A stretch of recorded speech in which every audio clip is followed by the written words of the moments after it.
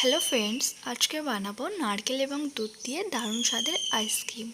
তার জন্য একটি নারকেল সুন্দর করে আমি কেটে নিয়েছি। এখন নারকেলের শাঁসটা পাতলা পাতলা করে কেটে নিতে হবে। তো এখন একটা আইসক্রিমের মোল্ড নিয়েছি, তার মধ্যে নারকেলের শাঁসগুলো দিয়ে দিলাম এবং আগে থেকে লিকুইড দুধ ফুটিয়ে রেখেছিলাম চিনি দিয়ে। এখন ওর মধ্যে পরিমাণ মতো দিয়ে দিলাম।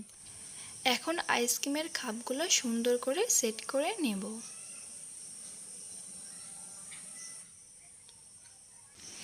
এবার ফ্রিজের মধ্যে 10 ঘন্টা মতো রেখে দিয়ে ফিরে আসছি।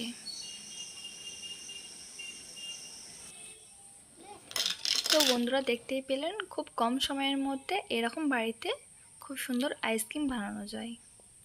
খেতেও খুব সুস্বাদু হয়। আপনারা একবার বাড়িতে ট্রাই করবেন। তো বন্ধুরা, রেসিপি ভালো লাগলে অবশ্যই কমেন্ট করে জানাবেন। Thank you.